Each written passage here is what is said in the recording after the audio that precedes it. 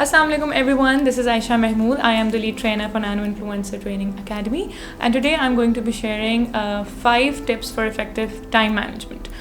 Time management जैसे कि हम सब का एक बहुत बड़ा प्रॉब्लम है, हम सबको टाइम मैनेज करने में परेशानी होती है। इस वजह से we have come with 5 effective tips जिससे टाइम मैनेजमेंट के अंदर थोड़ी सी आसानी हो जाती है। सबसे पहले तो goal setting, set clear goals. अगर आपके गोल्स क्लियर होंगे ना तो आप टाइम को सही तरीके से मैनेज कर सकेंगे।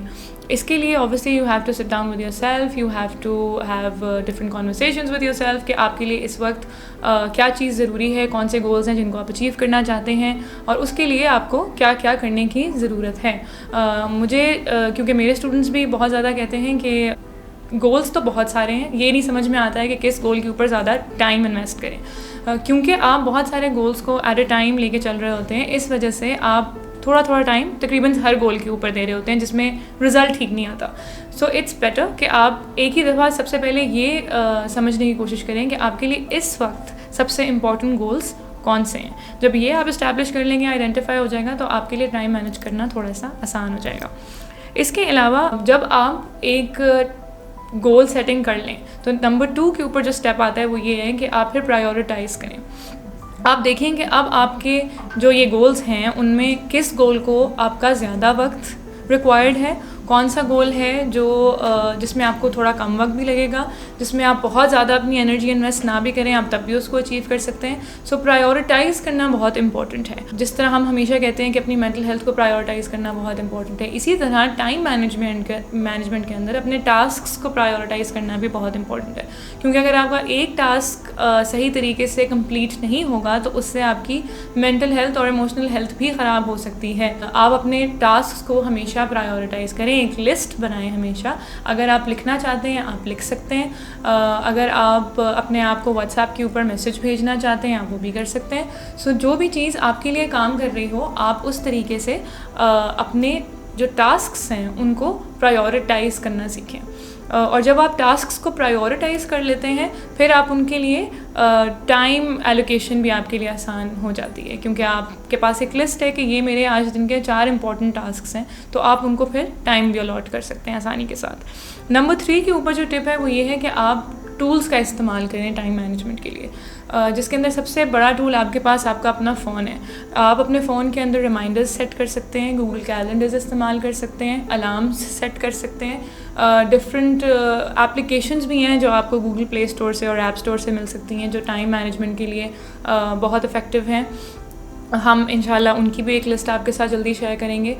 मैं पर्सनली ये करती हूँ कि मैंने बहुत सारे रिमाइंडर्स सेट किए हुए होते हैं और उन रिमाइंडर्स के आगे मैंने प्रायोरिटाइज़ किया हुआ होता है। जब भी वो रिमाइंडर पॉप करता है मेरी स्क्रीन के ऊपर, क्योंकि वो मेरे लैपटॉप और मेरे फ़ोन के साथ एक ही अकाउंट के थ्रू हम कनेक्टेड हैं, सो वो रिमाइंडर्स के ऊपर मैंने प्रॉपर तरीके से लिखा हुआ होता है कि ये टास्क आज लाजमी करना है और ये टाइम स्लॉट है जिसके अंदर मुझे इसको परफॉर्म करना है।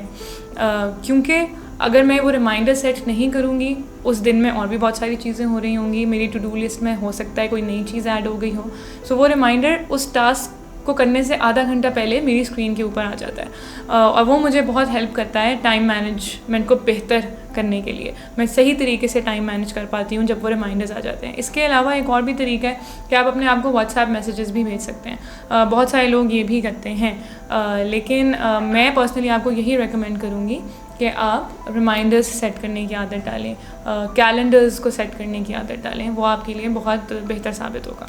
इसके अलावा नंबर 4 के ऊपर जो टिप मेरे पास है वो ये है कि आप मल्टीटास्किंग को काइंडली अवॉइड करें, क्योंकि जब आप प्रायोरिटाइज़ करते हैं और बहुत ज़्यादा आप अपने क्लियर होते हैं अपने गोल्स के अंदर, तब आपको मल्टीटास्किंग नहीं करनी चाहिए।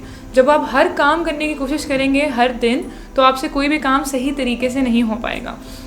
और इफ़ेक्टिव टाइम मैनेजमेंट के अंदर ये बहुत इम्पॉर्टेंट है कि आप जो एक टास्क कर रहे हों आप उसको सही तरीके से कर लें, बजाय इसके कि आप 10 डिफरेंट काम डिफरेंट तरीक़ों से करें। सो आपको मल्टीटास्किंग अवॉइड करनी चाहिए। आपको ये नहीं सोचना चाहिए कि आज ही मुझे, जैसे अगर मैं लेट्स सपोज़ कि कोई कंटेंट पीस फिल्म कर रही हूँ तो आपको ये नहीं सोचना चाहिए कि मैंने आज ही फिल्मिंग कर लेनी है, मैंने आज ही एडिटिंग कर लेनी है, मैंने आज ही पोस्टिंग कर लेनी है, मैंने आज ही कंटेंट इसका लिख भी लेना है। आपको सिर्फ एक टास्क जो आपने सेट किया है उसके ऊपर अपना फोकस रखना चाहिए ताकि वो सही तरीके से हो।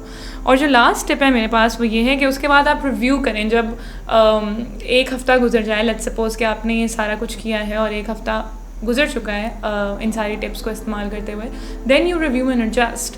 आप चेक करें कि अच्छा ये सब कुछ जो आपने इस हफ्ते में किया है इससे क्या रिजल्ट्स आए हैं, क्या आप बेहतर तरीके से परफॉर्म कर पाए हैं, क्या आपको बेहतर एनर्जी महसूस हो रही है, क्या रिजल्ट्स अच्छे निकले हैं, और फिर उसके हिसाब से आप अपना एक प्रॉपर रूटीन डेवलप करें और उसके साथ फिर हमेशा डिसिप्लिन रहें। So this was my 5 tips of effective time management. I hope this is going to help you guys in your content creation journey or in anything, क्योंकि ये टाइम मैनेजमेंट जो टेक्निक्स हैं, टिप्स हैं, hacks हैं, ये सबके लिए हैं। So I will see you very very soon इंशाल्लाह। टिल देन, अल्लाह हाफिज़।